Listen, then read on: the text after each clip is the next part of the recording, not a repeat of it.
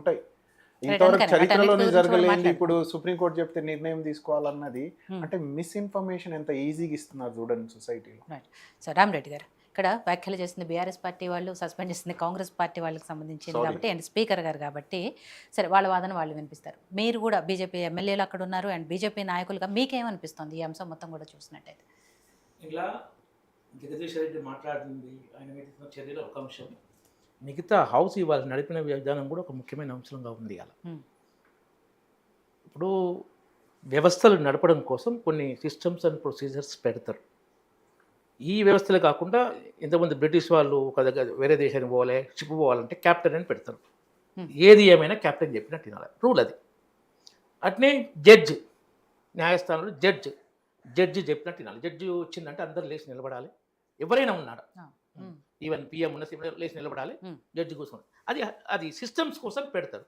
అదేవిధంగా లెజిస్లేచర్ కూడా పార్లమెంట్ కానీ, అసెంబ్లీ కానీ, కౌన్సిల్ కానీ ఏదేనికైనా ఈ సిస్టమ్స్ ఉన్నాయి. ఏదైనా ఉంటే మీరు టెక్నికల్గా స్పీకర్ మీద అవిశ్వాస తీర్మానం పెట్టాలి తప్ప వ్యక్తిగతంగా విమర్శించడం, మీకు అధికారులు అనడం అది ఏంటంటే విరుద్ధమే. అది దాని మీద స్పీకర్కు విచక్షణ అధికారాలు ఉన్నాయి. ఇప్పుడు బయట అసెంబ్లీ నడిచే విధానం మీద చాలా తప్పుగా మాట్లాడితే స్పీకర్ అరెస్టు, రామోజీరావు కేసులో తన అసెంబ్లీ నడిచిన విధానం మీద ఆయన రాస్తే అరెస్ట్ చేయమని ఆర్డర్ ఇచ్చింది స్పీకర్. ఆయన కోర్టుకు పోయింది, కోర్టు నాట్ టు అరెస్ట్ అని ఆర్డర్ ఇచ్చింది. అప్పుడు ఏంటంటే రాజ్యాంగ సంక్షోభం లాగా ఆ పోలీస్ ఆఫీసరు మరి కోర్టు ఆదేశాన్ని పాటించాలన్నా స్పీకర్ ఆదేశాన్ని పాటించాలి. రాజ్యాంగంలో ఎవరు సుప్రీం అని లేదు. అప్పుడు మళ్ళీ కూర్చోబెట్టి మాట్లాడి చేశారు.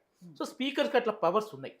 ఇప్పుడు ఇంకొకటి, మనం కోర్టులో వాదించేటప్పుడు లాయర్ కొద్దిగా బాగా గట్టిగా వాదిస్తే వార్నింగ్ ఇస్తారు స్పీకర్, నీ వాయిస్ ఏంది, నీ పిచ్ ఏంది. ఇప్పుడు అసెంబ్లీలో కూడా ఆ వాయిస్, ఆ పిచ్ క్లియర్గా స్పష్టంగా తెలుస్తుంది. You are not respecting the child. నువ్వు అని పర్సనల్గా సంబోధించడం. ఇప్పుడు ఇక అందరు సమానమే, నిన్నేదో పెద్ద మనిషిగా కూర్చోబెట్టిన ఉన్నారు, ఇట్లా తప్పది. స్పీకర్ను ఏందని చెప్పడం తప్పది టెక్నికల్గా. నేను ఏ పార్టీ గురించి మాట్లాడలేదు, మన systems and procedures, parliamentary democracy, మన రాజ్యాంగం, మన విధానం గురించి చెప్తాను నేను. కాబట్టి ఆ అంశంలో జగదీశ్వర్ రెడ్డి మాట్లాడింది తప్పే అన్నాడు. ఇప్పుడు ఇందాక మనం విన్నాము, మీరు నేను సమానమే, ఇక్కడ అందరిది ఇది మీ ఒక్కరి సొంతం ఉంది. తర్వాత కూడా లేదు, ఇంకో ఏముందంటే ఎవరి అధికారాలు ఏమున్నాయో తేలినాకనే నేను మాట్లాడతా, అది కూడా అన్నాడు. అది మన ఎమ్మెల్యే అధికారాలు ఏంది, స్పీకర్ అధికారాలు ఏంది, హౌస్ ప్రొసీజర్ ఏంది, ఇవన్నీ తేలినాకనే మాట్లాడతాను కూడా అన్నాడు. ఆ మాట్లాడే విధానంలో ఆ వాయిస్ అంతమంది స్పీకర్ స్పీకర్ గారు సభా సాంప్రదాయాలను మీరు గౌరవించట్లేదు. స్పీకర్ గారు మీరు దాటి నేనేం మాట్లాడానో చెప్పండి. దీని తర్వాత ఇంకా జరిగింది, అదే నేను అంటాను, దీని తర్వాత జరిగింది, ఆయన ముందు మాట్లాడలేదు కదా. కాదు, వీళ్ళు ఎట్లా అంటుంటే జరిగినాక ఇది సస్పెన్షన్ మరి 3 hours తర్వాత జరిగింది. సస్పెన్షన్ ఇవన్నీ అయినాక జరిగింది.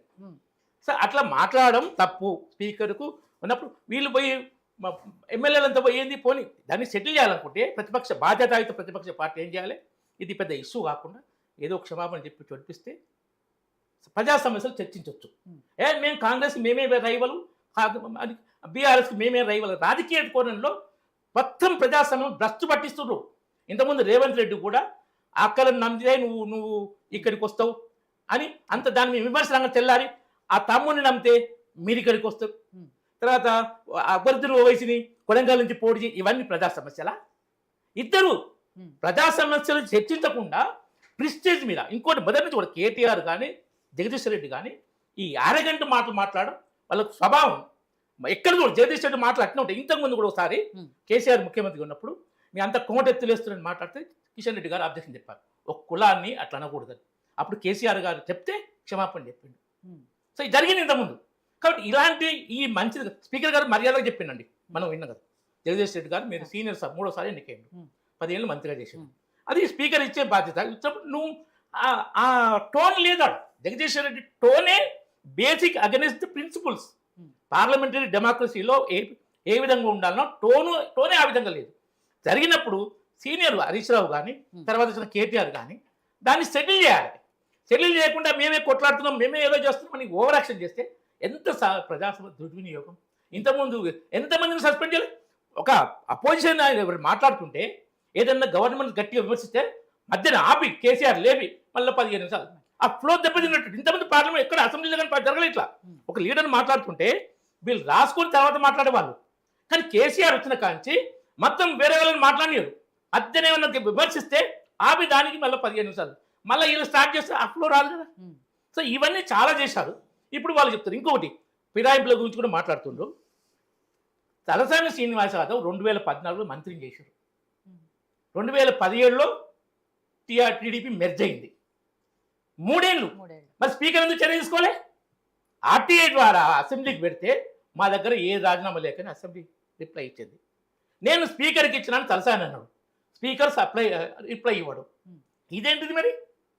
మీరు చేసిందే కదా వాళ్ళు చేస్తుంది. ఇప్పుడు అక్బరుద్దీన్ ఓవైసీ అదే చెప్పిండు. ఎలా వాళ్ళు చేసిన తప్పులే మీరు చేస్తున్నారు, మీరు చేసిన తప్పులు వాళ్ళు. ఇక ప్రొసీజర్ తప్పు చెప్పిన ముఖ్యమైన పాయింట్ ఏంటంటే 15 నిమిషాలు సస్పెండ్ చేశారు. చేసినాక ఇలాంటి సమస్య వచ్చినప్పుడు లీడర్ ఆఫ్ ది అంటే వేరియస్ పార్టీస్ లీడర్స్ పిలిచి ఈ సమస్య వచ్చింది ఏం చేయాలని స్పీకర్ మాట్లాడాలి. లేదా parliament office minister Sridhar Babu దాన్ని స్పీకర్ గారికి చెప్పి అరేంజ్ చేయాలి. అది జరగలే. 15 నిమిషాలు అని చెప్పి 4 గంటలు సభా సమయం వృధా. అసలు ఎప్పుడు జరుగుతుంది అసెంబ్లీ? మళ్ళీ ఉంటుందా లేదా? ఏం లేని అయోమయం. ఇది ఎక్కడ జరగలేదు. ఇది చాలా తప్పు ఇవాళ జరిగింది. సో అట్లా జరగదు. సభ నడిపే విధానము 15 నిమిషాలు వాయిదా అన్నప్పుడు మ్యాక్సిమం హాఫ్ అన్ అవర్ చేసి చేయాలి. తర్వాత దాని మీద చర్య తీసుకోవాలన్నప్పుడు వీళ్ళు సస్పెండ్ చేసే వరకు మిగతా పార్టీ లీడర్ లెవెల్ కన్సల్ట్ చేయాలి. తప్పది. రామరెడ్డి గారు, సరే మీ ఉద్దేశం ప్రకారం జగదీష్ రెడ్డి గారు మాట్లాడిన మాటలు అభ్యంతరకరమే, చైర్ని అలా క్వశ్చన్ చేయకూడదు అంటే. అవును. దాంతోపాటు దళిత వాదన తీసుకురావటం ఎంతవరకు కరెక్ట్? అది కరెక్ట్ కాదు. ఇక్కడ దళిత ఆయన మాట్లాడిన కోణంలో దళిత అనేది లేనే లేదు. ఇది రాజకీయ అవకాశవాదం. ఇప్పుడు ఏ విషయానికి ఆ విషయం మాట్లాడాలండి. ఒక పూర్తిగా సపోర్ట్ చేయడము, పూర్తిగా పెట్టుకొని చేయకూడదు. ఏ ఆస్పెక్ట్కు ఆ ఆస్పెక్ట్లో మాట్లాడాలి. ఆయన మాట్లాడింది స్పీకర్తో పద్ధతి కాదు. స్పీకర్కు చర్యలు తీసుకునే అధికారం ఉంది. కానీ దళిత అనేది లేనే లేదు. ఇష్టవాడ ఆయన ఎక్కడ దళిత పని తెలియదు. స్పీకర్ అధికారాల గురించి మేము ఎమ్మెల్యే అధికారుల గురించి మాట్లాడింటూ అట్లా మాట్లాడకూడదు. కానీ దళితాన్ని తీసుకురావడం మాత్రం కాంగ్రెస్ పార్టీ అవకాశ రాజకీయవాదం. సో జంగయ్య గారు, పార్టీల వాదన వీళ్ళు అంటే ఎవరేం మాట్లాడారు ఏంటి అసలు అనేది మాట్లాడదు. బట్ యాజ్ ఎ అనలిస్ట్ మీరు అంటే కొన్ని సంవత్సరాల నుంచి అసెంబ్లీ సమావేశాలు కొంతమంది నాయకుల్ని